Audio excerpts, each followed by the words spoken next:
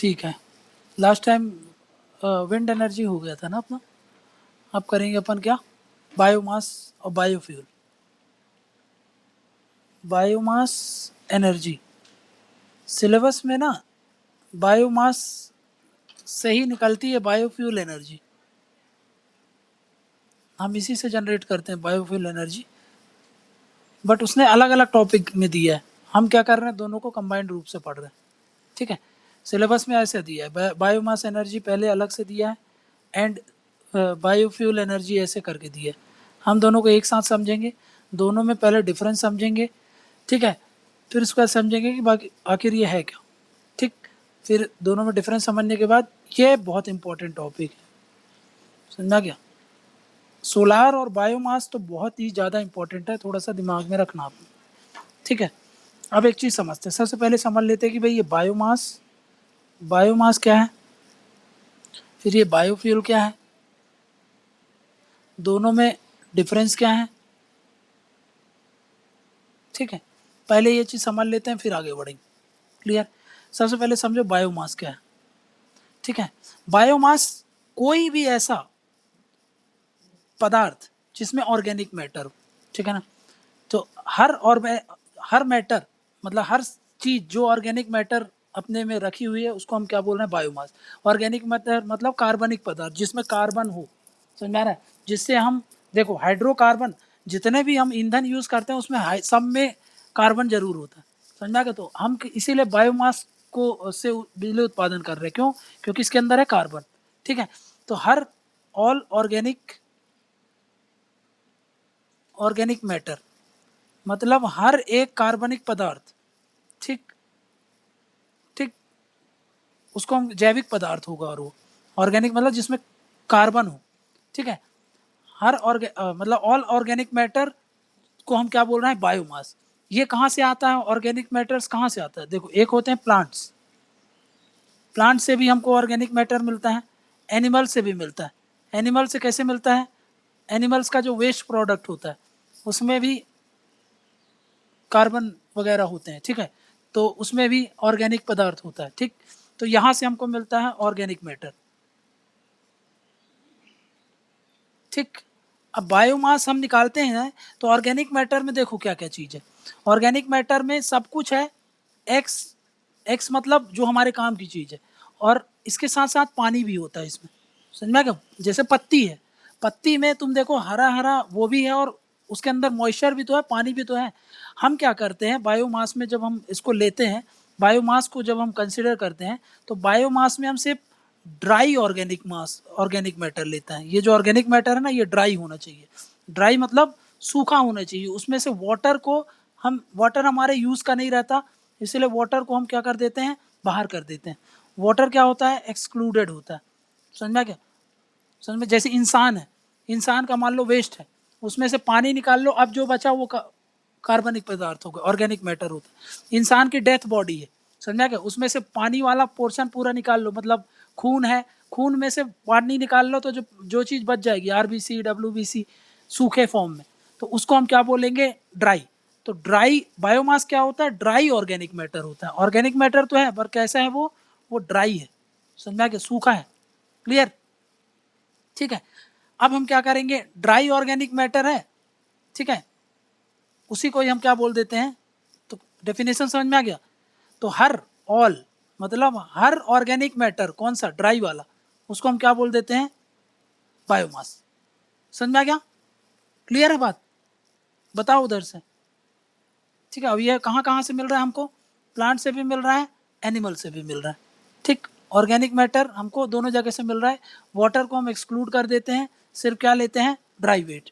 समझा क्या, जैसे कि एग्जाम्पल बताओ बायोमास का, एग्जाम्पल है भाई वुड, लकड़ी सूखने के बाद, ठीक है, पत्तियाँ, लीव्स, ठीक, मैन्योर जो गोबर होता है, समझ में आ गया, काउडंग, ठीक, ये सब चीज़ें क्या है, इन सब में क्या है, इन सब को हम सुखा दें, अब जो हमको मिल रहा है वो क्या है, बायोमास।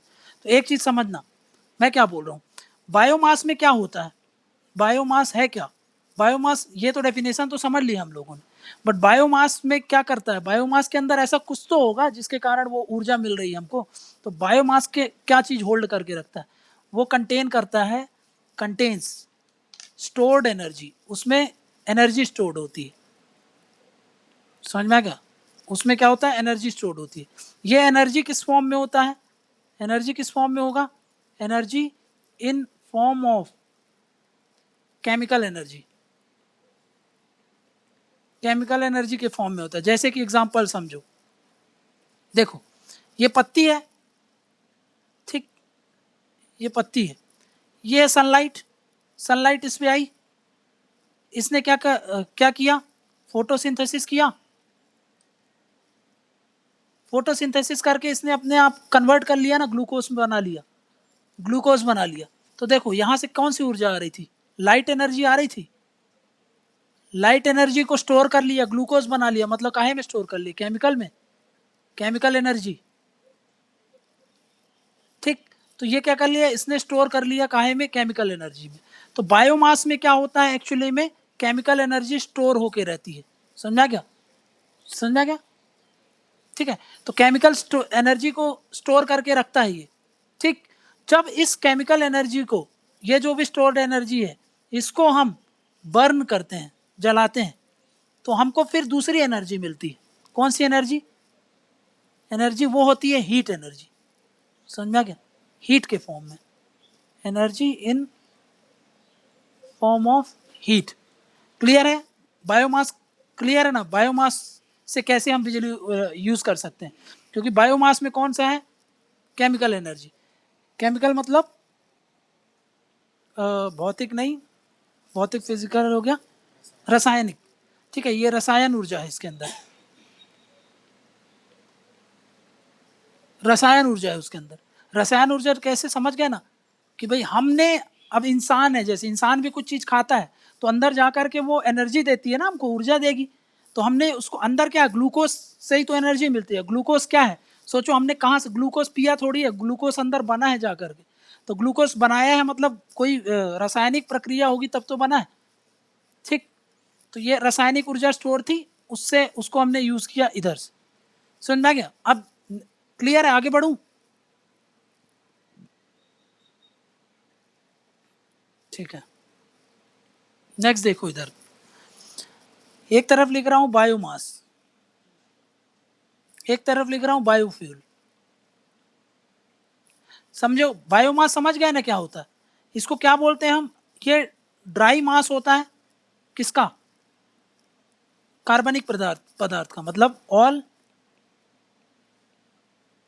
ऑर्गेनिक मैटर, ठीक है ना। ऑर्गेनिक मैटर जो भी होते हैं, जिनमें भी कार्बन, हाइड्रोजन, ये सब चीजें होती है, तो उसको हम क्या बोल रहे हैं। अब ये कहाँ से आता है, ये प्लांट से भी आ सकता है, और ये कहाँ से आ सकता है, एनिमल से भी आ सकता है,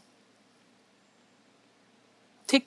अब यहाँ पे ध्यान दो, अब हर वो ईंधन जो हम बायोमास से जनरेट करते हैं उसको बोल देते हैं बायोफ्यूल। समझ में क्या, मतलब बायोमास से जो भी ईंधन मिलता है, बायोमास तो समझ गए थे हम, इससे जो भी हमको फ्यूल मिलता है उसको क्या बोल देते हैं हम, बायोफ्यूल। मतलब क्या होता है, any fuel derived from biomass, which in turn जो खुद कहां से मिल रहा है, which is in turn is a waste from animal या फिर प्लांट्स, ठीक। और एक चीज लिख सकते हो, एल्गी, एल्गी से भी तो ऑर्गेनिक मैटर है, मतलब एल्गी काहे में आ गया, वो प्लांट की कैटेगरी में आ गया। तो तुम यहाँ पे साइड में एल्गी वगैरह भी लिख सकते हो। समझ में आ गया, एल्गी इसलिए लिख दे रहा हूँ क्योंकि अभी इसका बहुत ज़्यादा नाम बार बार आएगा, यूज होगा, इसलिए अभी पे क्लियर रखो, ठीक है। क्लियर है ना, जैसे इसका उदाहरण क्या होगा, बायोमास का उदाहरण, तो भाई अभी बताया वुड, काउडंग, ठीक है। लेकिन देखो काउडंग से हम क्या निकाल रहे हैं, बायोगैस। तो बायोगैस क्या हो गया, बायोफ्यूल हो गया। समझ में क्या, फिर बायो इथेनॉल, ठीक है, बायोब्यूटेनॉल, ये सब क्या है अभी आ रहा है, कैसे जनरेट होते हैं ये सब अभी समझ जाओगे। बायोमिथेनॉल, ये सब उदाहरण है, ठीक है ना, ये सब उदाहरण है किसके, बायोफ्यूल के। ठीक, तो मतलब मैं ये बोल सकता हूँ कि भाई ये रॉ मटेरियल है, ये रॉ मटेरियल है ना, और ये उसका क्या है, फिनिश्ड प्रोडक्ट, फिनिश्ड प्रोडक्ट मतलब ये कच्चा माल है, कच्चा माल से हम क्या तैयार कर रहे हैं, वो चीजें जिसकी हमकी जरूरत है, समझा गया, ये रॉ मटेरियल है और ये क्या होता है, फिनिश्ड प्रोडक्ट है। रिलेशन समझ में आ रहा है ना दोनों के बीच में, क्लियर है, बताओ। ठीक, बायोमास समझ गए, बायोफ्यूल समझ गए, दोनों के एग्जाम्पल याद रखना, ठीक है, बायोमास से ही बायोफ्यूल बन रहा है। ठीक,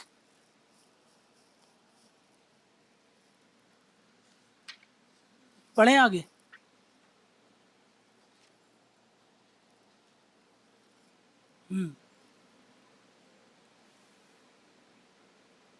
देखो अब इधर, अब हम बात करते हैं बायोमास से हम ऊर्जा जनरेट करते हैं, ठीक है ना, तो बायोमास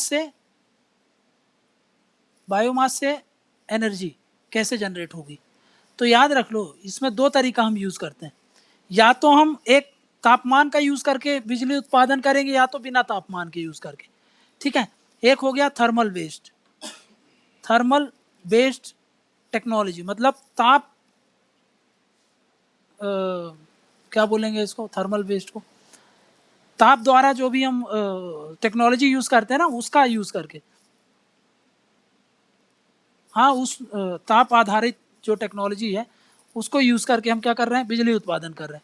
और दूसरा होता है नॉन थर्मल टेक्नोलॉजी, मतलब इसमें हम तापमान का यूज नहीं करते, कुछ और यूज करते, जैसे कि गोबर को सड़ाते हैं तो क्या उसमें हम जला थोड़ी रहे हैं उसको, है ना, गोबर को जब सड़ाते हैं जिससे बायोगैस मिलता है उसमें तापमान का यूज नहीं करते हैं, बट उससे हम क्या कर रहे हैं, बिजली तो उससे एनर्जी तो उत्पादन कर रहे हैं ना, फ्यूल तो मिल रहा है, मीथेन गैस हम निकालेंगे सड़ा करके, तो वो कहीं में आ जाएगा, इधर आ जाएगा, फिर भी हम समझते हैं।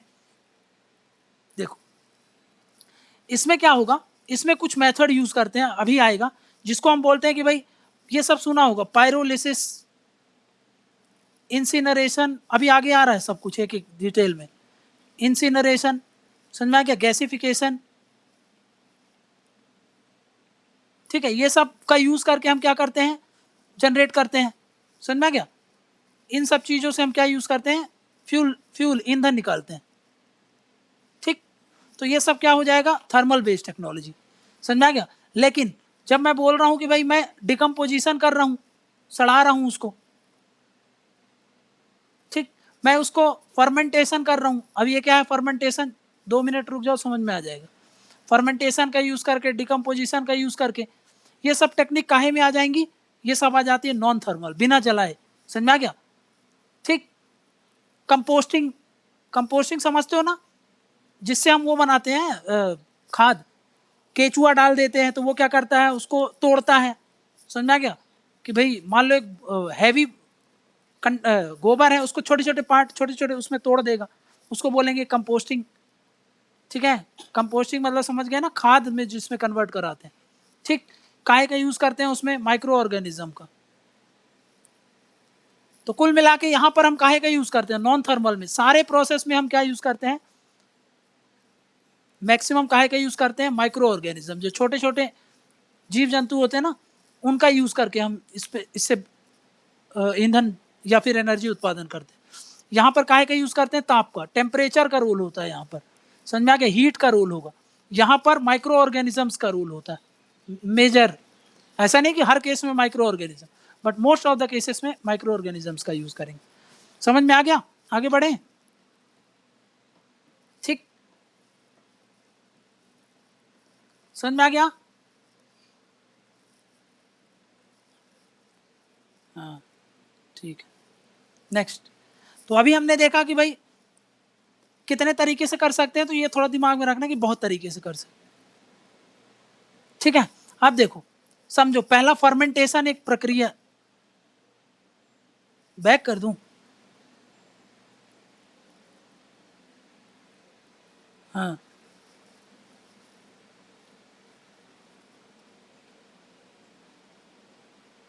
ठीक है, अब समझते हैं फर्मेंटेशन क्या होता है।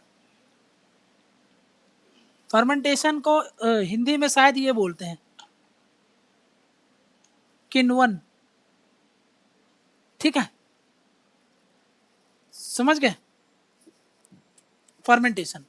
अब इसमें होता क्या है, ये क्या है, एक ये रासायनिक प्रक्रिया है, तो ये क्या है, एक केमिकल प्रोसेस है, ये एक रासायनिक प्रक्रिया है, मतलब इसमें कुछ ना कुछ हम केमिकल रिएक्शन वगैरह जैसी चीज होगी। इसमें क्या होगा, हम यूज करेंगे कुछ माइक्रो ऑर्गेनिजम्स का, यूज करते हैं माइक्रो ऑर्गेनिजम्स का, ठीक। और उस, अब सोचो, एक तरफ है ऑर्गेनिक मैटर, अब सब जगह ऑर्गेनिक मैटर ही रहेगा, ऑर्गेनिक मैटर मतलब बायोमास है ना, बायोमास में क्या है, ऑर्गेनिक मैटर है। तो एक तरफ है ऑर्गेनिक मैटर, हम क्या कर रहे हैं, इसमें डाल रहे हैं माइक्रो ऑर्गेनिजम्स, इसमें हम माइक्रो ऑर्गेनिजम्स का यूज करते हैं, ठीक। ये माइक्रो ऑर्गेनिजम्स का यूज कर रहे हैं, ये क्या करेगा, इस जैविक पदार्थ को, ये जो भी ऑर्गेनिक मैटर था, इसको क्या कर देगा, कन्वर्ट कर देगा किसी दूसरी चीज में, कन्वर्ट्स इनटू, काहे में कन्वर्ट कर देता है, एसिड्स में, एसिड्स में और एल्कोहल्स में। मतलब समझ गए कि भाई जो बियर वगैरह बनाते हैं, बियर बनाते हैं, दारू बनाते हैं, एसिड बनाते हैं, कौन सी प्रक्रिया यूज होती है उसमें, तो याद रखना फर्मेंटेशन यूज होता है। फर्मेंटेशन क्या है कि भाई एक केमिकल प्रोसेस है जिसमें हम क्या कर रहे हैं, माइक्रो ऑर्गेनिजम्स का यूज कर रहे हैं, माइक्रो ऑर्गेनिजम्स का यूज करते हैं, उनको छोड़ दिया जाता है ऑर्गेनिक मैटर पे, ऑर्गेनिक मैटर उनसे जाकर के प्रक्रिया होगी, उनको खाएंगे, उनको तोड़ेंगे, केमिकल्स रिलीज करेंगे, तो वो जो ऑर्गेनिक मैटर था वो चेंज हो जाएगा एसिड्स में, एल्कोहल्स में, समझ आ गया। तो इसीलिए इसको क्या बोल रहे हैं हम, फर्मेंटेशन। एग्जांपल याद रखना, बियर कैसे बनती है, बियर मेकिंग इंडस्ट्री में कौन सा, बियर मेकिंग इंडस्ट्री में कौन सा प्रक्रिया यूज करते हैं, तो याद रख लो फर्मेंटेशन, समझ में आ गया, क्लियर, ठीक। एल्कोहल मेकिंग, एल्कोहल कैसे बनाया जाता है, ऐसे ही कोई पदार्थ होगा, उसमें कुछ दिन के लिए छोड़ देंगे, वो फर्मेंट होगा, फिर उसको यूज करते हैं। इसको भी तो यही बोलते हैं ना, जो अपन इडली वगैरह के लिए करते हैं, है ना, फर्मेंटेशन ही होता है वो। इडली के लिए कुछ रात पहले छोड़ देते हैं ना, उसको खराब होता है वो फर्मेंटेशन होता है, समझ में आ गया। एल्कोहल, एल्कोहल इंडस्ट्री में भी यही यूज करते हैं, ठीक, समझ गए ना। जो इडली बनाने के लिए भी, शायद मेरे को कंफर्म नहीं है, बट इडली बना, हाँ, जो इडली बनाने के लिए हम कुछ दही, दही, हाँ दही भी तो शायद, हाँ दही भी आ जाएगा इसमें फर्मेंटेशन में, ठीक है ना। तो ये सब का क्या प्रक्रिया है, फर्मेंटेशन, समझ में आ गया। हाँ, किण्वन, किण्वन ही बोलते हैं ना उसको हिंदी में, हाँ। तो ये सारी प्रोसेस क्या होती है, इसको बोलते हैं फर्मेंटेशन। तो फर्मेंटेशन का यूज करके हम यूज कर सकते हैं, ये भी याद रखो फर्मेंटेशन का, ठीक है ना। यूज क्या करते हैं, माइक्रो ऑर्गेनिज्म। अब ये तो सब जगह ऑर्गेनिक मैटर ही रहेगा हर प्रोसेस में, इसी से तो हम बिजली उत्पादन कर रहे हैं, समझ में आ गया। एल्कोहल, अब थोड़ा सा याद रखना, कोई भी बायोफ्यूल, देखो अब समझ लो, इलेक्ट्रिक बताता हूँ, कोई भी बायोफ्यूल जिसमें लास्ट में OL लगा रहे, तो समझ जाना वो क्या है, एल्कोहल है, वो एक तरीके का, समझ में आ गया, वो क्या है, एल्कोहल है, समझ में आ गया। जैसे मैं बोलूँ मिथेनॉल, मिथेनॉल, या फिर मैं बोलूँ इथेनॉल, इथेनॉल, तो समझ जाओगे OL लगा है तो क्या है लास्ट में, याद रख लेना, ये एक तरीके का एल्कोहल है, समझ में आ गया। वो एक तरीके के क्या होते हैं, एल्कोहल होते हैं।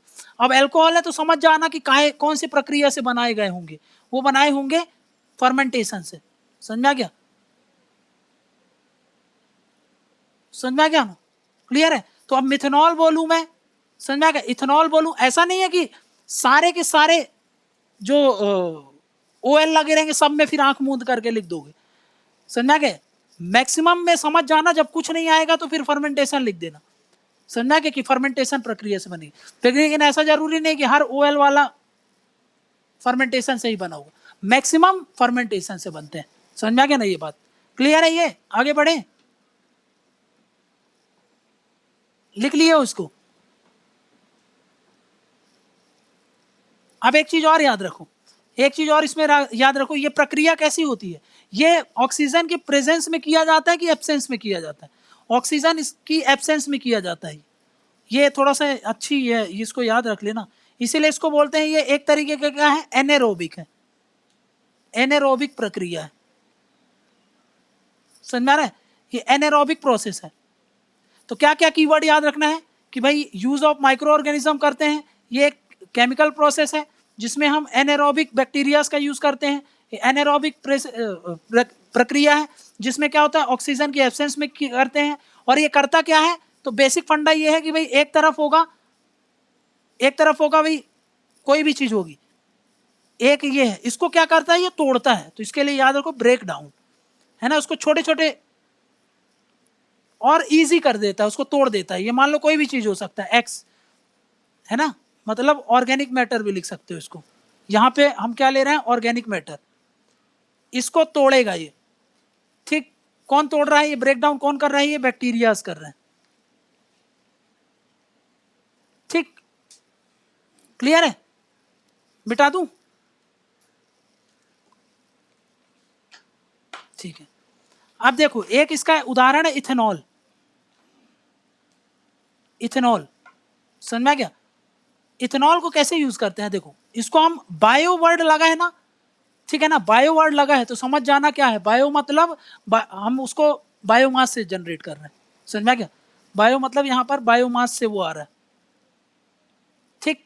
क्लियर है? ठीक है। तो बायोमास इथेनॉल, इथेनॉल में क्या करते हैं, देखो हमारे पास एक इथेनॉल है और एक मिथेनॉल है। यहां पर समझो, यहां पे लिख देता हूं मिथेनॉल। इन दोनों में डिफरेंस समझ लो। पहला तो दोनों में OL लगा है तो समझ जाओगे कि दोनों क्या है, एक तरीके के एल्कोहल है। ये भी एल्कोहल है, ये भी एल्कोहल है। समझ में आ रहा है? बट इन दोनों में फिर डिफरेंस क्या है, ये थोड़ा सा ना, इसको हम पी सकते हैं, ये ड्रिंकेबल होता है, ये नॉन ड्रिंकेबल है, इसको हम नहीं ड्रिंक कर सकते। समझा क्या? ये टॉक्सिक होता है। समझ में आ गया? ये ड्रिंकेबल है, ये नॉन ड्रिंकेबल है, इसको हम पी नहीं सकते, ठीक। अल्कोहल जिसको हम पी नहीं सकते उसको हम मिथेनॉल में रख रहे हैं। समझ, अल्कोहल जिसको हम पी सकते हैं उसको हम ड्रिंकेबल बोल रहे हैं। इसका यूज किया जाता है। ये ड्रिंकेबल क्यों है, क्योंकि ये लाइट एसिडिक होता है, ये ज्यादा एसिडिक नहीं है, लेकिन ये वाला थोड़ा सा एसिडिक होता है, एसिडिक बहुत हाई होता है। समझ में आ गया? क्लियर? ये लाइट एसिडिक है, ये हार्ड है, इसको पी सकते हैं, इसको नहीं पी सकते। इसको तो यूज भी किया जाता है, खाना वगैरह को, ये विनेगर वगैरह जो बनते हैं ना, ठीक है ना, उसमें यूज किया जाता है। यूज इन फूड प्रिजर्वेटिव, खाना को सड़ने ना दिया जाए इसीलिए इनका यूज किया जाता है, फूड प्रिजर्वेटिव्स। और ये काहे में यूज होता है, ये तो टॉक्सिक है, बता दिया। समझ में आ गया? तो ये टॉक्सिक है। नेक्स्ट, ये काहे से बनता है, देखो एक तरफ है सेलुलोज। सेलुलोज क्या है, समझो, सेलुलोज एक तरीके का फाइबर है। जैसे कि मैं तुमको एक एग्जांपल देता हूँ, गन्ना है, गन्ने को क्या करो तुम, पूरा उससे जूस निकाल लो। अब उसमें जो वो बच गया ना मटेरियल, उसमें क्या है, पूरा फाइबरस होता है वो, उसको सेलुलोज है। वो उस काहे से बना है, पूरा सेलुलोज। समझ में क्या? उसमें मैं क्या कर दूं, सेलुलोज है, मुलास है, उसको बोलते हैं मुलासे, ठीक है, मुलासी भी बोलते हैं उसको। मुलासी मतलब समझ गया ना, शुगर केन का जो बचा हुआ पार्ट होता है। समझ में आ गया? Left over of sugar cane. इसको मैं क्या कर दूं, इसमें इसको मैं, ये क्या है, ये एक तरीके का कार्बनिक है ना, ऑर्गेनिक मैटर है। ये क्या है, मुलास है, मतलब ये क्या है, ऑर्गेनिक मैटर है। इसको मैं क्या कर दूं, इसको फर्मेंटेशन के लिए रख दूं, फर्मेंटेशन कर दूं इसका। अब फर्मेंटेशन तो तुमको पता ही है क्या होता है। तो इससे जो मेरे को मिलेगा ना, वो मिलेगा इथेनॉल। अभी मैंने बताया था ना, इथेनॉल हमको जनरेट कर सकते हैं। याद रख लो, इथेनॉल है, काहे से जनरेट कर रहे हैं हम, सेलुलोज से। ये याद रखना, सेलुलोज से जनरेट करते हैं। और ये सेलुलोज का एक एग्जांपल है क्या, मुलास। मुलास क्या है, जो गन्ने का बचा हुआ पार्ट है, उसमें भी तो कार्बनिक है ना, वो एक बार सड़ जाएगा, एक ना एक समय बाद तो खत्म ही हो जाएगा वो, भले बहुत समय लगेंगे। तो उसको हम, वो एक तरीके का ऑर्गेनिक मैटर है। और बायोमास में हम ऑर्गेनिक मैटर को ही तो बायोफ्यूल में यूज करते हैं। समझ में आ गई बात?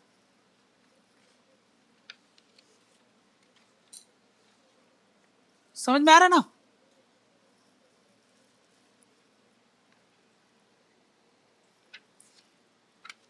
ठीक है,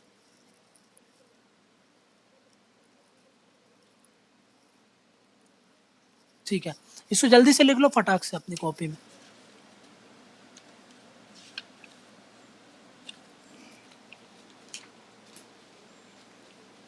ठीक है, हाँ दोनों अल्कोहल के हैं, दोनों ही अल्कोहल के हैं। ये जो सेकंड वाला है ना, ये समझ लो ये कैसे बनता है। इसमें भी हम क्या करते हैं, एक तरफ होगा तुम्हारा, इसको हम यूज करते हैं कोल वगैरह से। हम एक तरफ यूज कर लिए हैं कोल, समझ में आ गया? कोल वगैरह से इसको जनरेट करते हैं। कोल में हम प्रोसेस कौन सा यूज करते हैं, तो ये याद रख लो कि भाई इसमें जो प्रोसेस यूज होता है, इसमें फर्मेंटेशन यूज कर रहे थे ना, इसमें यूज करते हैं कैटालिसिस। कैटालिसिस, और उसके बाद हमको जो मिलेगा वो है मिथेनॉल। समझ में आ गया? यहां पर कोल भी हो सकता है, यहां पर मीथेन गैस, मीथेन का भी यूज कर सकते हैं हम। समझ में आ गया? यहां पर नेचुरल गैस का भी यूज कर सकते हैं, मतलब पेट्रोलियम वगैरह का। समझ में आ गया? ये सब क्या है, सब में कार्बन है ना, सब ऑर्गेनिक मैटर है। समझ में आ गया? उनमें हम क्या कर रहे हैं, कैटालिसिस है, और उसको हम क्या यूज कर रहे हैं, मिथेनॉल का। अब समझो कैटालिसिस क्या है, समझ में आ रहा है? कैटालिसिस समझो, ठीक? ये समझ में आ गया ना? अब देखो कैटालिसिस क्या है। कैटालिसिस ये भी एक तरीके का क्या है, केमिकल प्रोसेस है। केमिकल प्रोसेस होता है, समझ में आ गया? मतलब एक क्या होगा, केमिकल रिएक्शन चल रहा है, धीरे धीरे चलेगा, कोई भी रिएक्शन है। अब जैसे सोचो, तुमने क्या कर दिया, दो तीन चीजों को मिला दी, समझ रहे हो? जैसे कि मान लो कि भाई लोहे को रख दिया तुमने मॉइस्चर वाले एरिया में, अब धीरे धीरे उसमें जंग लगना चालू हो जाएगा। समझ में आ गया? तो उसमें हो क्या रहा है, एक तरीके से केमिकल रिएक्शन हो रहा है। समझ में आ गया? जिसमें केमिकल रिएक्शन हो रहा है, मैं उसमें कोई ऐसी चीज मिला दूं, ऐड कर दूं, समझ में आ गया, कि ये जो केमिकल रिएक्शन है ना, इसका स्पीड जो हो बढ़ जाए। समझ में आ गया? इसका जो रिएक्शन का था, इसका टाइम जो है ना, अब उसको हम चेंज कर सकते हैं, इसके टाइम को मैं एडजस्ट कर दूं। समझ में आ गया? ये जो केमिकल रिएक्शन होती है, इसके स्पीड कर दिया गया मैंने। अब ये बहुत जल्दी केमिकल रिएक्शन पूरी हो जाएगी। ये जो मैं ऐड करता हूं, इसको मैं क्या बोलता हूं, उसको बोला है ऐसी कोई भी चीज जो ये जो भी रासायनिक प्रक्रिया है उसको तेज कर दे। समझ में आ गया? या फिर कम भी कर सकती है, लेकिन हम अपने इस केस में क्या कर रहे हैं, तेज करना है हमको रिएक्शन। तो हम क्या कर रहे हैं, उसमें ऐड कर रहे हैं क्या, उसको बोलेंगे कैटलिस्ट। कैटलिस्ट ऐड करेंगे तो वो क्या कर देगा, इस प्रोसेस को, इस प्रक्रिया को तेज कर देगा। समझ में आया? इसको बोलते हैं एसेलरेट करना। एसेलरेट कर देगा, एसेलरेट कर देगा किसको, इस पूरी रिएक्शंस को। समझ में आ गया? तो जो चीज नॉर्मल पहले धीरे धीरे चल रही थी, उसमें हमने कुछ ऐसी चीज चला दी कि बहुत तेजी से रिएक्शन हो जाए, उसको बोलते हैं हम, उस प्रक्रिया को बोलते हैं कैटालिसिस। समझ में आ गया? क्लियर? देखो कोयले से हम मिथेनॉल बना लेंगे पर बहुत समय लगेगा, बट हम क्या कर रहे हैं, उसको बहुत कम समय में उसको करने के लिए हम कौन सा मेथड यूज कर रहे हैं, कैटालिसिस। समझ में आ गई बात? बताओ समझ में आ गया तो आगे बढ़े। पक्का?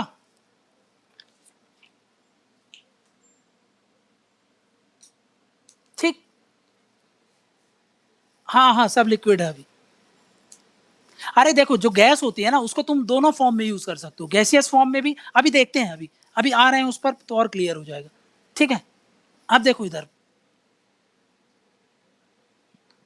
अब यहां पे देखो, एक और प्रोसेस समझ लो। मान लो एक तरफ अल्कोहल था तो तुम्हारा ना, ये प्रक्रिया याद रखना सबको, मैं क्या क्या बोल रहा हूं। अल्कोहल है, इसमें मैंने मिलाया फैटी एसिड। फैटी एसिड मतलब कोई भी ऐसी चीज जिसमें फैट्स हो। समझ में आ रहा है ना? फैटी एसिड, देखो ये सब केमिस्ट्री की चीजें हैं, इसीलिए थोड़ा सा दिक्कत जाएगी, बट अभी रट्टा मारना है तुमको एग्जाम के लिए। क्या बोल रहा हूं मैं, एक तरफ है अल्कोहल। अल्कोहल कैसे बनता था अभी देख लिया हमने, फर्मेंटेशन करके, और मैंने उसमें मिलाया क्या, फैटी एसिड। समझ में आ गया? अब इसका क्या होगा, इसमें एक प्रोसेस चलेगी जिसको बोलते हैं ट्रांस ईस्टेरिफिकेशन। समझ में आ गया? तो ये चीज, ये भी क्या था, ये था ऑर्गेनिक मैटर, ये भी ऑर्गेनिक मैटर था।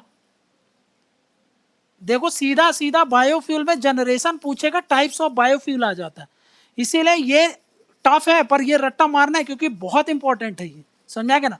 तो इसके कारण हमको मिलता है ईस्टर, ठीक है। वो ईस्टर को जब अल्कोहल और इसको यूज करते हैं तो हम उसको एक, तुमने कभी सुना होगा बायोडीजल, बायोडीजल, बायोडीजल कैसे बनता है, तो उसका आंसर यही है कि भाई एक तरफ होता है ऐसा, कुछ अल्कोहल्स लेते हैं हम, उनमें फैटी एसिड मिलाते हैं, फिर उसमें एक प्रक्रिया होती है जिसको बोलते हैं ट्रांसस्टेरिफिकेशन।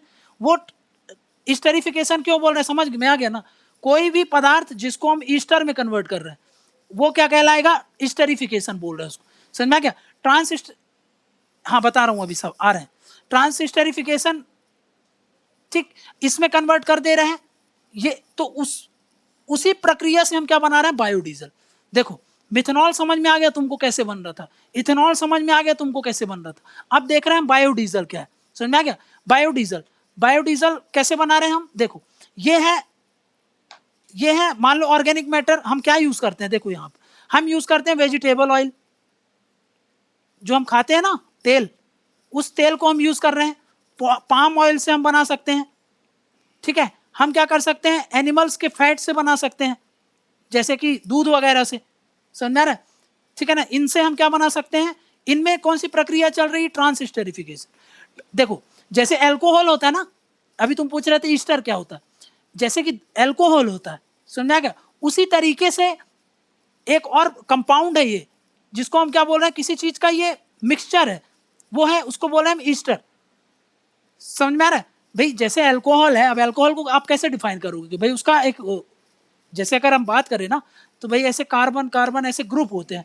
उनमें कुछ चीज अटैच हो जाती है, जैसे इसमें OH अटैच हो जाएगा तो हम इसको अल्कोहल बोल देंगे, ईस्टर में कुछ और चीज अटैच हो जाएगी, ऐसे हम इसको डिफाइन करेंगे ना, तो इसके लिए तुमको पूरी केमिस्ट्री समझनी पड़ेगी। बट ये है कि जैसे अल्कोहल एक ग्रुप होता है, समझ में आ गया, अल्कोहल एक पदार्थ है जैसे कि, वैसे ही एक तरीके का ईस्टर होता है, समझ में आ रहा है।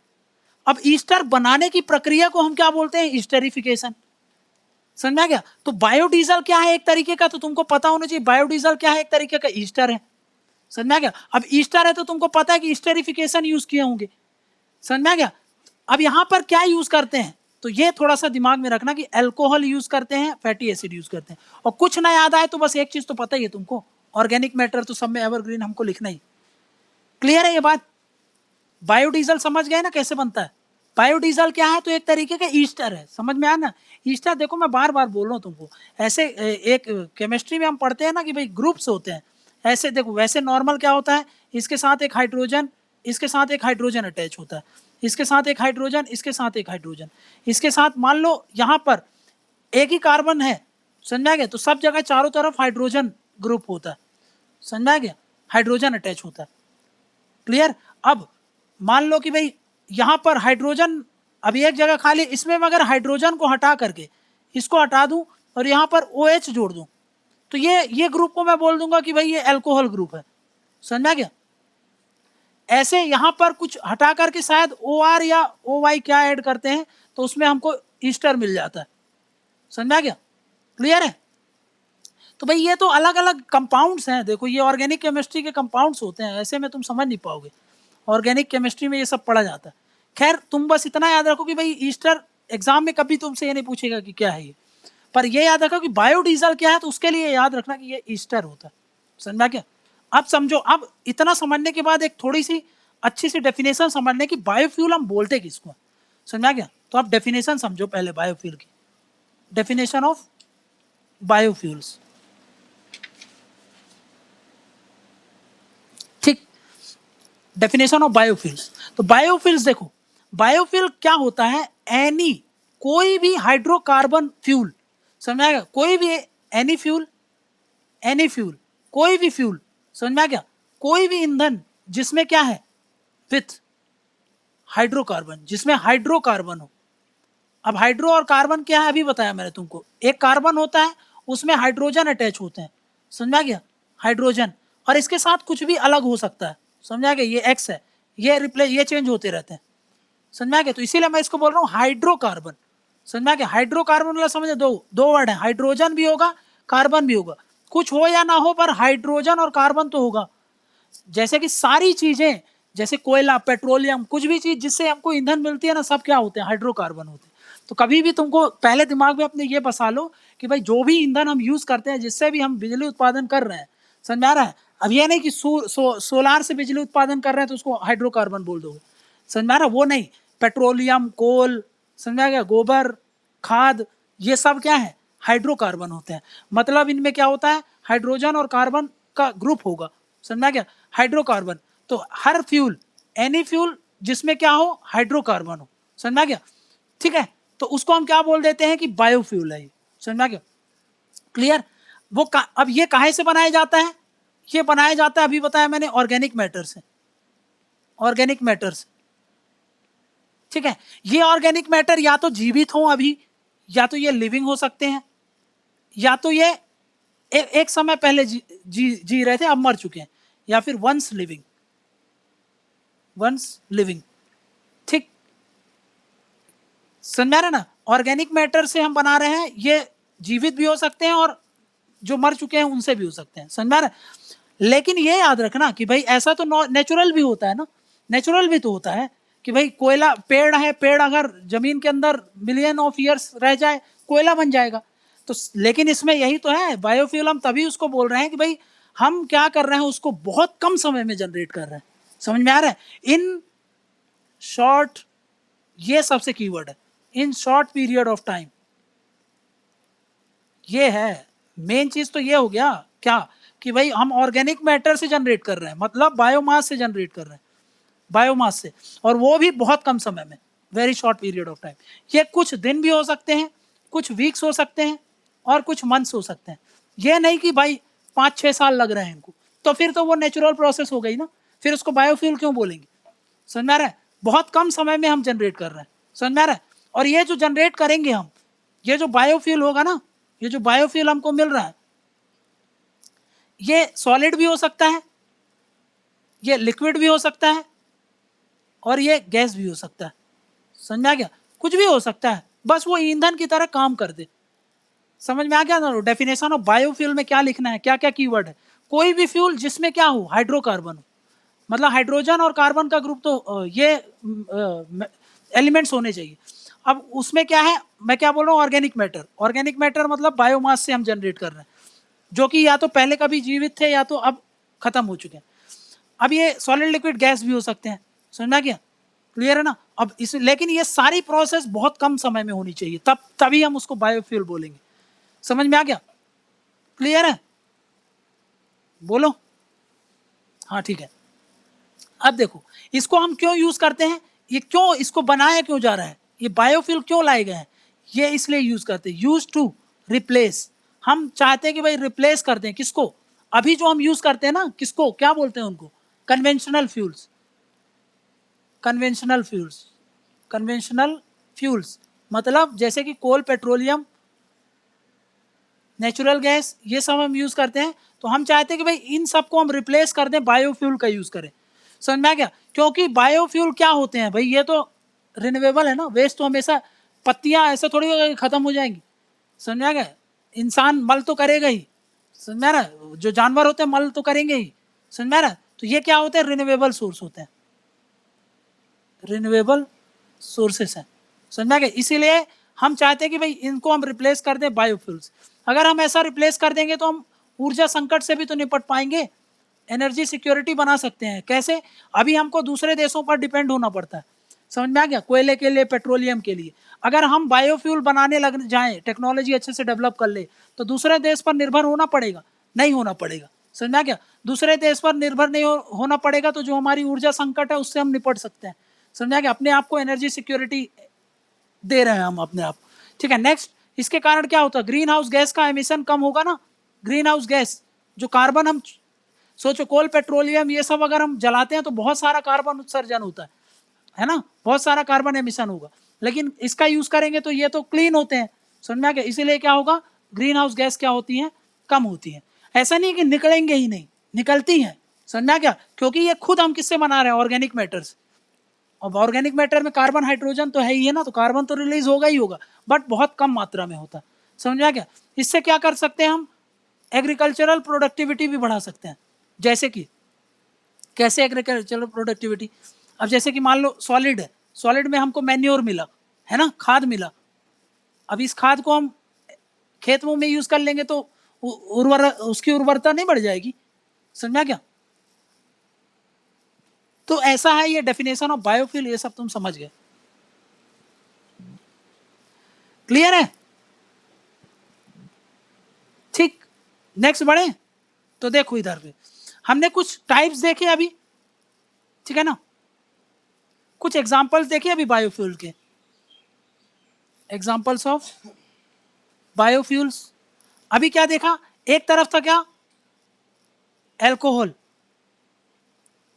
पहले क्या देखा था हमने? सबसे पहला इथेनॉल देखा है ना, सबसे पहला एग्जांपल क्या देखा था?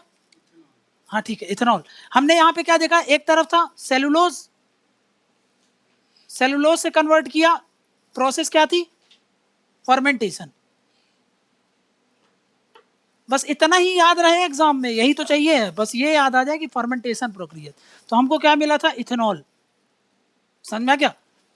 वहीं पर हमने क्या लिया था? कोल, नेचुरल गैस हो सकता है वो, समझ में क्या? उनको हम क्या कर रहे थे? कैटालिसिस, कैटालिसिस प्रक्रिया। तो हमको क्या मिल रहा था? मिथेनॉल। समझ में क्या? इन दोनों में से ये वाला हम यूज करते हैं कंजम्पशन के लिए, ये वाला नहीं, इसको पियोगे तो मर जाओगे। समझ में गया? इसको पीते हैं। समझ में गया? नेक्स्ट, नेक्स्ट क्या देखा था हमने? हाँ, एक तरफ है एल्कोहल, उसमें ऐड करते थे फैटी एसिड, ठीक, और उसमें कौन सी प्रक्रिया थी? ट्रांसस्टरिफिकेशन।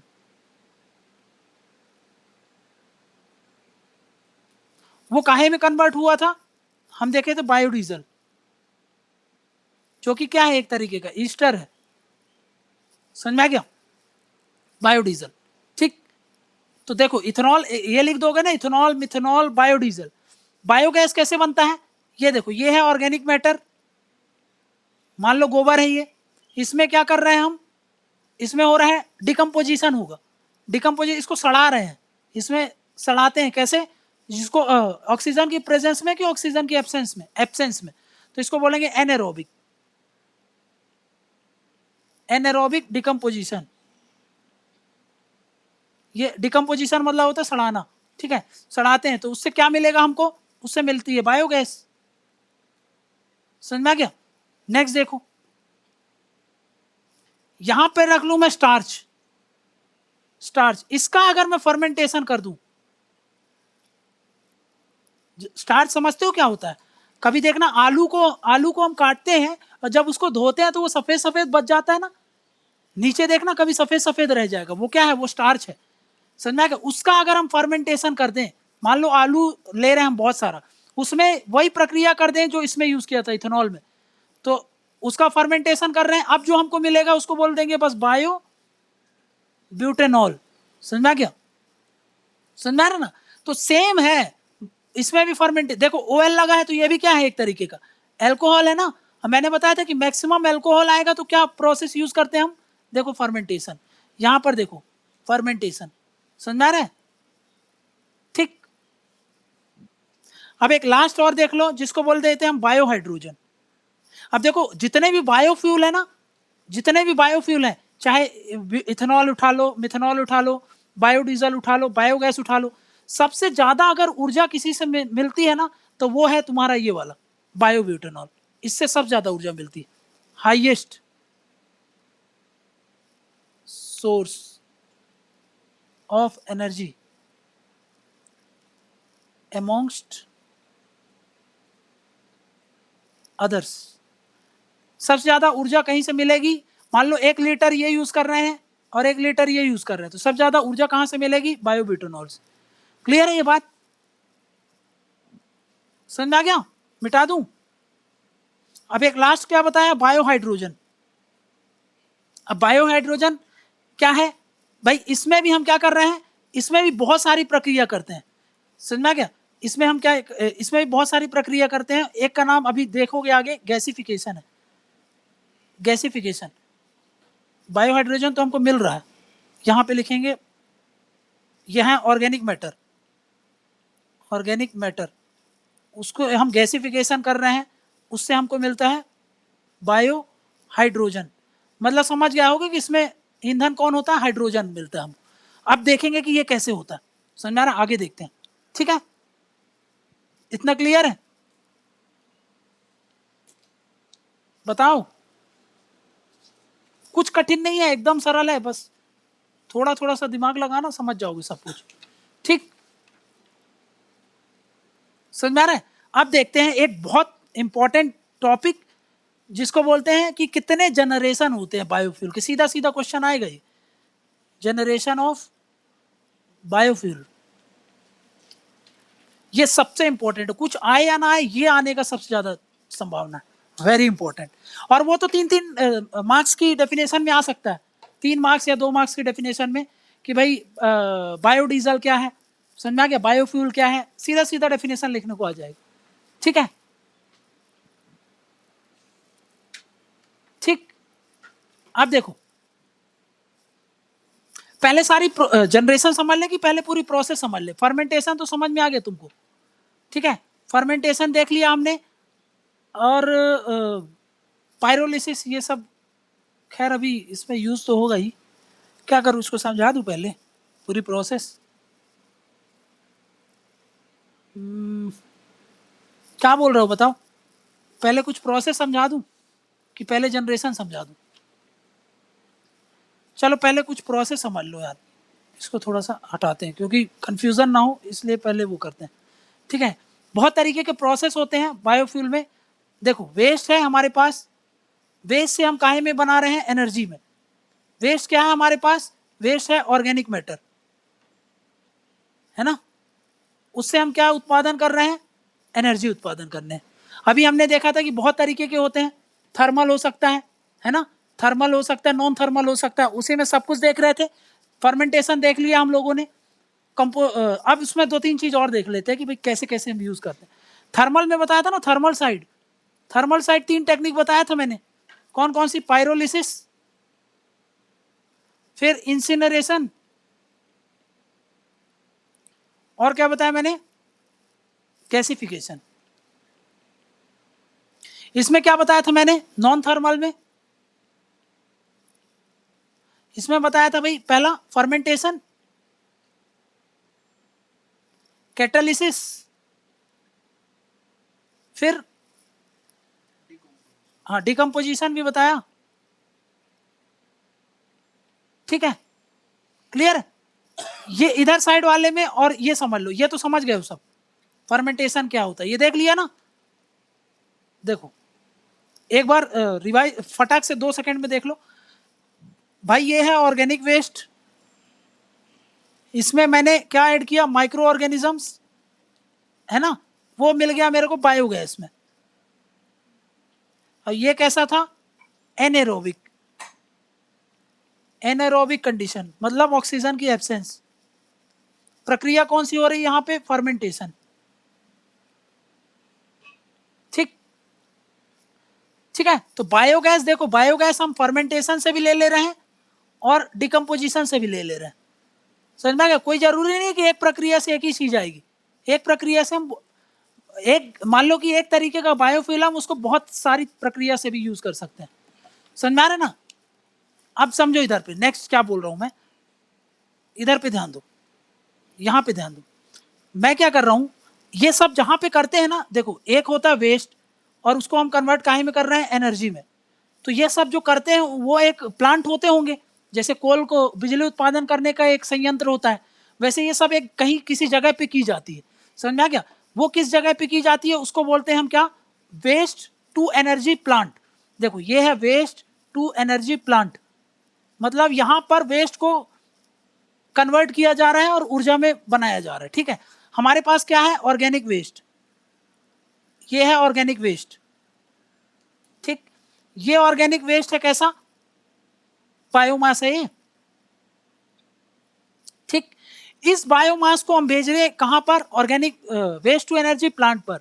ये क्या करेगा, इसको कन्वर्ट कराएगा और उसमें से निकालेगा, वेस्ट से एनर्जी निकालेगा, एनर्जी के साथ साथ इससे ईंधन, ईंधन भी निकाल रहा है। समझ में आ गया? क्लियर? एनर्जी से हम सीधे क्या यूज कर लेते हैं, पावर, मतलब इलेक्ट्रिसिटी जनरेट कर लेते हैं, ठीक है। और फ्यूल से हम काहे में यूज करते हैं, जलाने के लिए, समझ में आ गया। कंबशन, कंबशन मतलब जलाने के लिए, उसको चलाने के लिए, जैसे गाड़ी चलाना है, कुछ भी यूज करना है, कंबशन प्रक्रिया, समझ में आ रहा ना। अब ये वेस्ट टू एनर्जी जो प्लांट करते हैं, ये मैंने तुमको बताया था कि भाई दो तरीके से यूज करते हैं, थर्मल अभी देखा था ना, और नॉन थर्मल, दो प्रक्रिया यूज कर सकते हैं ये, ठीक है। यहां पर हमने वही चीज देखी अभी जो देखा था भाई, एक था जिसको हम बोल रहे थे गैसिफिकेशन, ठीक है, एक था पायरोलिसिस, एक था हमारा इंसिनरेशन, एक था जिसको बोलते हैं हम थर्मल।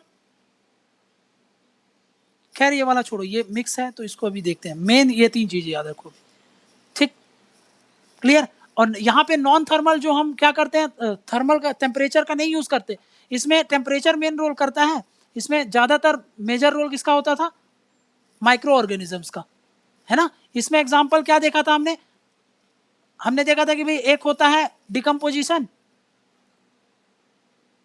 फिर देखा था फर्मेंटेशन, फिर देखा था कंपोस्टिंग।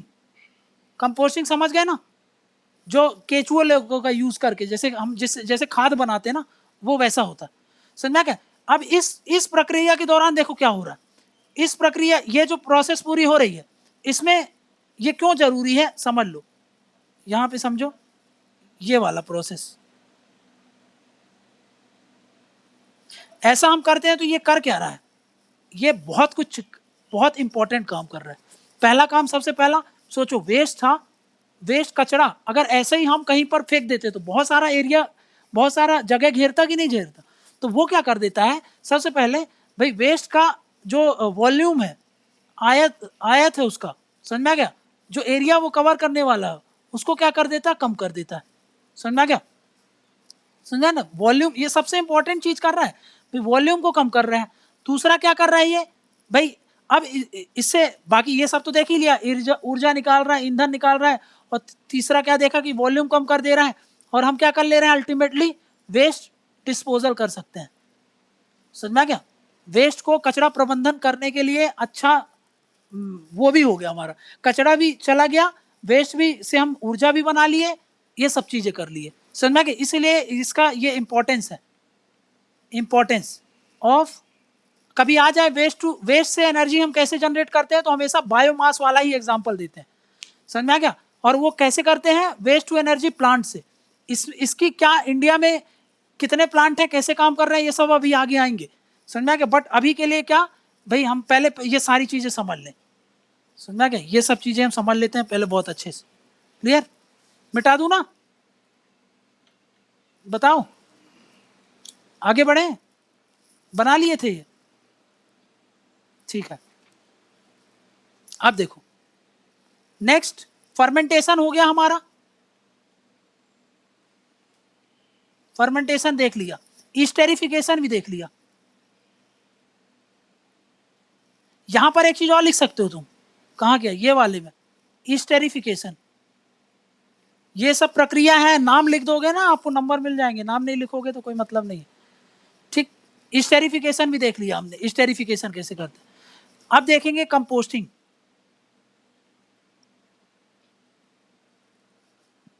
ठीक। कंपोस्टिंग, कंपोस्टिंग में क्या हो रहा है देखो, ये है वेस्ट, कौन सा तुमको पता है, ऑर्गेनिक वेस्ट, ऑर्गेनिक वेस्ट जो कि क्या है, बायोमास है। उसमें हम क्या यूज कर रहे हैं, माइक्रो ऑर्गेनिजम्स,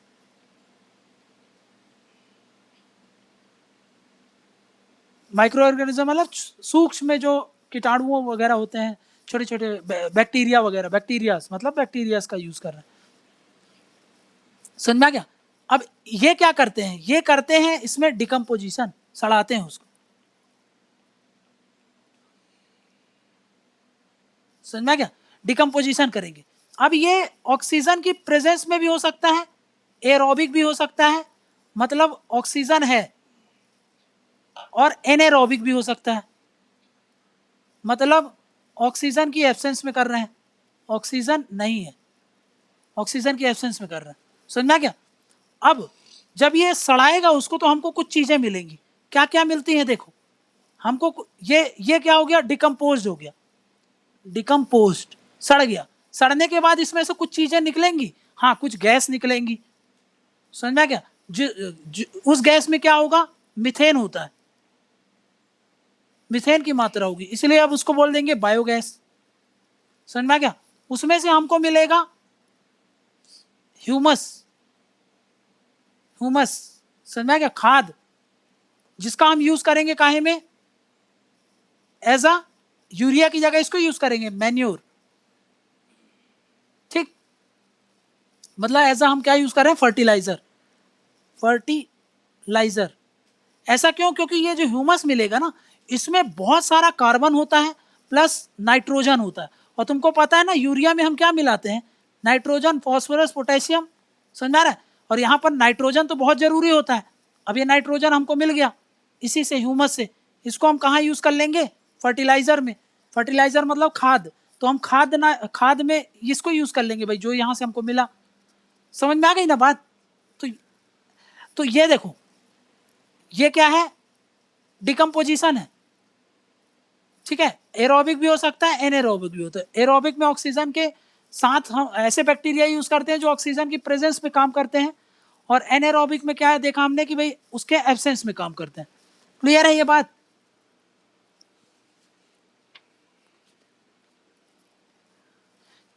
ठीक है, ठीक। अब देखो इधर पे, ये तो तीन चीज हमने समझ ली। अब वो तीन समझ लेते हैं जो वहां पे लिखा था। तो सबसे पहले उसमें क्या लिखा था, पाइरोलिसिस। अब ये जो तीन है, इसमें याद रखना, उसमें हम ताप का यूज नहीं कर रहे थे ना, तो ये सब क्या है, एक तरीके के ताप वाले हैं, कंबशन करेंगे, कंबशन है, समझो इसको, समझो। देखो इसमें क्या, कंबशन, कंबशन, कंबशन का मतलब क्या होता है, हम ये ऑर्गेनिक वेस्ट है, ऑर्गेनिक वेस्ट को इसमें क्या करेंगे, जलाएंगे, इसको हीट देंगे, और उससे जो ऊर्जा मिलेगी उससे हमको एनर्जी मिलेगी प्लस फ्यूल मिलेगा, उसको हम यूज करेंगे। समझा क्या? तो जब जलाने का काम आ जाए तो समझ जाना कंबशन है। अब उसमें जो पहला है वो मैं तुमको बता रहा था, पहला कौन सा, कि भाई पायरोलिसिस। ये कंबशन का एक स्पेशल तरीके के हैं, इसका एक स्पेशलिटी है। ये स्पेशलिटी क्या है समझ लो। स्पेशलिटी ये है कि भाई एक तरफ है मेरे पास है एक तरफ ऑर्गेनिक वेस्ट, ठीक, मैं इसको क्या कर रहा हूं, बर्न कर रहा हूं। समझ में आ गया? मैं इसको बर्न कर रहा हूं, लेकिन ये जो बर्निंग कर रहा हूं वो टेम्परेचर जो होगा ना, वो बहुत हाई रखते हैं, वेरी हाई टेम्परेचर। समझ में आ गया? प्लस इसमें क्या रहता है, हम ऑक्सीजन उसको देते ही नहीं है। समझ में आ गया? ऑक्सीजन कैसे रखेंगे, एब्सेंस ऑफ ऑक्सीजन। जहां जहां मैं बोल रहा हूं ना कि एब्सेंस ऑफ ऑक्सीजन है कि प्रेजेंस ऑफ ऑक्सीजन है, विशेष तौर पर वहां पर ध्यान देना, क्योंकि इसमें और इंसिनरेशन में सिर्फ यही फर्क है कि ये एब्सेंस ऑफ ऑक्सीजन में किया जाता है, वो प्रेजेंस ऑफ ऑक्सीजन में किया जाता है, बस यही डिफरेंस है और कुछ नहीं।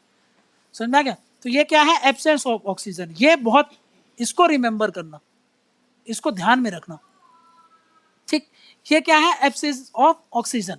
मतलब मैं क्या कर रहा हूं, ऑर्गेनिक वेस्ट को बर्न कर रहा हूं, वो भी कैसे, कंट्रोल्ड मैनर में, कंट्रोल्ड बर्निंग करते हैं। बर्निंग ऐसा नहीं कि इकट्ठा ला करके पूरा वहां पर डाल दिया कि भाई पूरा जल जाए एक साथ। कंट्रोल्ड बर्निंग किया जाता है, ठीक है ना, कंट्रोल्ड। देखो कंट्रोल्ड बर्निंग, अब बर्निंग को भी कंट्रोल कर रहे हैं। देखो क्या बोल रहा हूं, एब्सेंस ऑफ ऑक्सीजन, या फिर अगर यूज करते हैं ना तो बहुत कम यूज करते हैं, क्योंकि कई बार क्या होता है कि बिना ऑक्सीजन की आग नहीं लगेगी, जलेगा नहीं, तो हम क्या करते हैं उसको कंट्रोल्ड ऑक्सीजन, या तो अगर यूज करते हैं ना तो बहुत कम मात्रा में कंट्रोल करके ऑक्सीजन को कंट्रोल रखते हैं। समझ में आ गया? ठीक। तो ऐसी प्रोसेस को हम क्या बोल देते हैं, पायरोलिसिस। समझ में आ गया? ऑर्गेनिक वेस्ट है, मतलब ये क्या है, बायोमास। क्लियर? उसमें से जो भी हमको मिलेगा, समझ में आ गया, उसमें से हमको क्या मिलेगा, उसको अभी बोल लो बाई प्रोडक्ट। अभी देखेंगे बाई प्रोडक्ट कौन कौन सी चीजें मिलती हैं। इसमें से फिर जो भी मिलेगा उसका हम एज अ फ्यूल यूज करेंगे या फिर उससे हम एनर्जी ले रहे हैं। क्लियर है? उधर से बताओ पायरोलिसिस मतलब।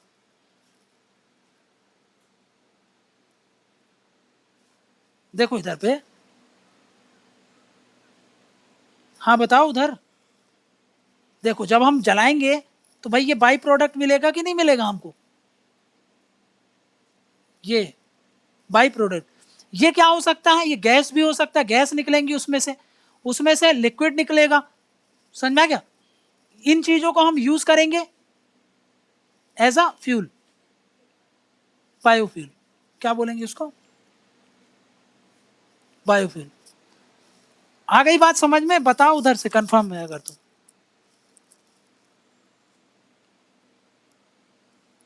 अब देखो इसमें क्या हो रहा है, नेक्स्ट स्लाइड में देखो।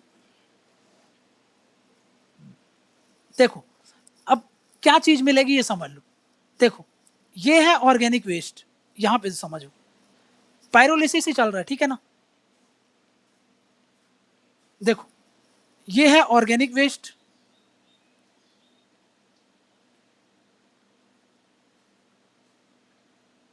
ठीक।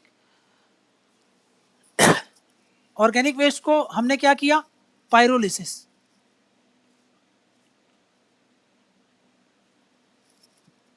उसमें से हमको मिला गैस, उसमें से मिला हमको लिक्विड भी मिल सकता है, इसको हम दोनों को यूज कर रहे हैं एज अ फ्यूल। समझ में क्या? लेकिन ये भी तो हो सकता है कि सॉलिड फॉर्म में मिले हमको। लेकिन जब बहुत ज्यादा, देखो जब बहुत ज्यादा कार्बन वाला पदार्थ रहता है ना, जैसे लकड़ी, उसमें पूरा कार्बन ही कार्बन है। समझ में आ गया? तो उस केस में फिर हमको ये गैस और लिक्विड में नहीं मिलता, उस समय हमको सॉलिड चीज मिलेगी जिसको हम चारकोल बोलेंगे। समझ में आ रहा है? तो इफ ये ऑर्गेनिक वेस्ट कार्बनेसियस है, कार्बनेसियस वेस्ट मतलब जिसमें बहुत ज्यादा कार्बन है, जैसे कि एग्जाम्पल फायरवुड, लकड़ी जलाने वाली जो लकड़ी यूज करते हैं ना, सूखी लकड़ी, कोकोनट, पाम, ठीक है। फिर उसके बाद जो उसके छिलके होते हैं यार, कैशू नट के, ठीक है, कैशू शेल, ठीक है। भुट्टे के जो भी वो पदार्थ बच गया लास्ट में, जिसमें कुछ है ही नहीं, सिर्फ कार्बन ही कार्बन, इतना कठोर लकड़ी की नुमा है, तो उस केस में उसका जब हम पायरोलिसिस करेंगे ना, उसको जब पायरोलिसिस क्या है समझ गए तुम कि भाई एब्सेंस ऑफ ऑक्सीजन में बहुत हाई टेम्परेचर में उसको जलाते हैं, तब हमको वो मिलता है। तो इस केस में हमको क्या मिलता है? Charcoal. Charcoal plus others. Others मतलब कौन सी चीज मिलती है? जैसे कि भाई हमको मिलता है टार, ठीक है, एसिटिक एसिड मिलता है, फिर हमको कुछ गैसेस भी मिलते हैं। कुछ गैस तो रिलीज होंगी ही ना भाई उसमें से, ऐसा तो होगा कि नहीं गैस ही नहीं मिलेगा। पर मेजॉरिटी क्या है? चारकोल। ये चारकोल का हम यूज करते हैं, ठीक है ना, बहुत जगह। क्लियर?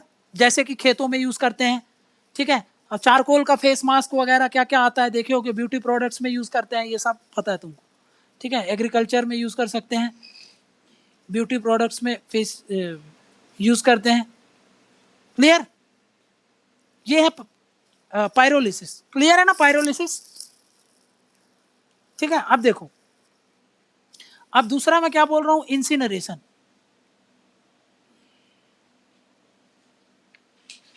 इंसिनरेशन, इंसिनरेशन में क्या करा जाता है? ये है वेस्ट। वेस्ट कैसा है? ऑर्गेनिक। अब देखो एक चीज बताऊं, यहां पर इंसिनरेशन पायरोलिसिस में ना, अगर ऑर्गेनिक वेस्ट नहीं भी है ना, नॉर्मल कचरा वेस्ट है, तो वो भी तो जल जाएगा। समझ में आ गया? हम उसमें दोनों का यूज कर लेते हैं। समझ में आ गया? तो ये है वेस्ट, लेकिन अब बायोफ्यूल के लिए ऑर्गेनिक वेस्ट हो तो अच्छा है। समझ में आ गया? ये है वेस्ट, इसका हम क्या कर रहे हैं? इंसिनरेशन। अभी इंसिनरेशन मतलब क्या होता है पता है तुमको? हम क्या करते हैं? बर्निंग करते हैं। बर्निंग, ये भी at very high temperature, very high temperature, but absence of oxygen में कि प्रेजेंस ऑफ ऑक्सीजन में?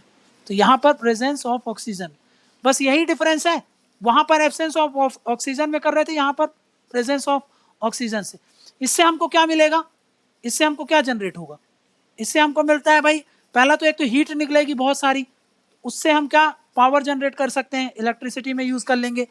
दूसरा कुछ बहुत सारा कचरा भी मिलेगा ना यार भाई, राख वगैरह निकलती है, समझ में आ गया, टॉक्सिक एश, समझ में आ गया। ये क्या करता है, पोल्यूशन क्रिएट करता है, बस यही फर्क है। वो वाला ना जो पायरोलिसिस है ना, उसमें ऑक्सीजन नहीं मिलाते हम, ऑक्सीजन नहीं मिलाते तो वो ज़्यादा पॉल्यूशन नहीं क्रिएट करता। इसमें ऑक्सीजन मिल जाता है तो ये पॉल्यूशन क्रिएट करता है, समझ में आ गया, ठीक है। तो इसीलिए इसको लास्ट रिजॉर्ट की तरह यूज करते हैं, जब कोई चारा नहीं रहता ना तब हम इसको यूज करते हैं कि भाई जलाना तो वही है, क्योंकि इतना सारा कचरा फेंकने से अच्छा है कि भाई कम एरिया में जगह घेरे वो, तो इसीलिए क्या होता है इसको लास्ट रिजॉर्ट यूज करते हैं, क्योंकि भाई ये पॉल्यूशन करता है, टॉक्सिक है, अभी देख लिया हम लोगों ने, समझ में आ गया, क्लियर है।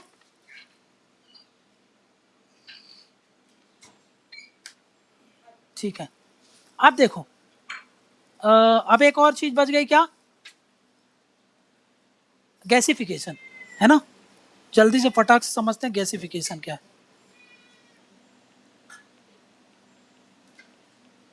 देखो गैसिफिकेशन में क्या करते हैं, ये भी एक प्रक्रिया यूज करता है जिसको बोलते हैं यूजेस प्रोसेस, कौन सी, जिसको हम बोलते हैं थर्मो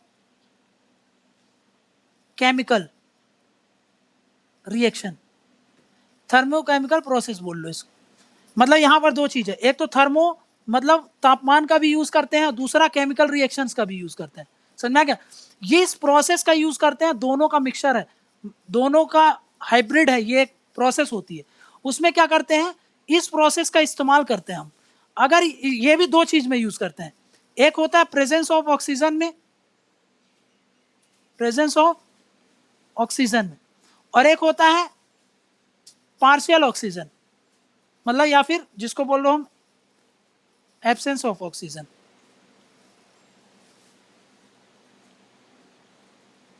ये प्रेजेंस ऑफ ऑक्सीजन है, लेकिन ऐसा नहीं कि बहुत ज्यादा होता है, बहुत कम होता है, पार्शियल प्रेजेंस, ठीक। अब उसके कारण क्या होगा, यहां पर हमको एक बायोफ्यूल मिलेगा, उसको हम बोलते हैं सिन गैस, समझ में क्या, सिन गैस मतलब कौन सी गैस मिलती है हमको, एक होता है कार्बन मोनोऑक्साइड, इसी के साथ मिलता है हमको हाइड्रोजन, समझ में क्या। अगर सॉरी एक सेकंड, ये वाला इधर आएगा, एब्सेंस ऑफ ऑक्सीजन में अगर हम करेंगे ना, देखो हम क्या कर रहे हैं, थर्मोकेमिकल प्रोसेस कर रहे हैं कहां पर, एब्सेंस ऑफ ऑक्सीजन में, तब हमको जो बायोफ्यूल मिलेगा, यहां से हमको मिल रहा है बायोफ्यूल, उसको क्या बोल रहे हैं हम, सिन गैस। वो सीधा सीधा 3 मार्क्स में आएगा कि भाई व्हाट इज सिन गैस, तो याद रखो कि सिन गैस एक मिक्सचर होता है काहे का, कार्बन मोनोऑक्साइड का प्लस हाइड्रोजन का, समझ में आ गया। यहां पर क्या बोल रहा हूं, पार्शियल प्रेजेंस ऑफ ऑक्सीजन, इसमें वो प्रोसेस जब लगती है तब अब हमको मिलता है जिसको बोलते हैं प्रोड्यूसर गैस, प्रोड्यूसर गैस। ये क्या होता है, ये भी मिक्सचर होता है कार्बन मोनोऑक्साइड का प्लस नाइट्रोजन का, अगर कार्बन मोनोऑक्साइड के साथ नाइट्रोजन है तो उसको बोल देते हैं प्रोड्यूसर गैस, कार्बन मोनोऑक्साइड के साथ अगर हाइड्रोजन है तो उसको बोल देंगे सिन गैस। ये दोनों में ही कौन सी प्रक्रिया यूज कर रहे हैं, प्रक्रिया है थर्मोकेमिकल प्रोसेस, जिसमें या तो हम एक प्रेजेंस ऑफ ऑक्सीजन करेंगे, एक होता है एब्सेंस ऑफ ऑक्सीजन में करेंगे, समझ में आ गया, गैसिफिकेशन, इस प्रोसेस को हम क्या बोल रहे हैं, गैसिफिकेशन। तो इसमें से भी हमको बायोफ्यूल मिल गया, क्लियर है, ठीक है, बताओ समझ में आ गया, सारी प्रोसेस क्लियर। अब समझ में आ गया कि कैसे वेस्ट से हम ऊर्जा बना सकते हैं, समझ में आ गया। तो एक काम करते हैं, ये क्लियर हो गया ना, क्लियर है पूरे सारे पॉइंट, 3 उसके याद रखो, 3 इसके याद रखो, और एग्जाम्पल तो तुमको पता ही है कौन सा बायोफ्यूल कैसे बन रहा है, समझ में आ गया, प्रोसेस भी पता चल गई और ये भी पता चल गया हमको, क्लियर है।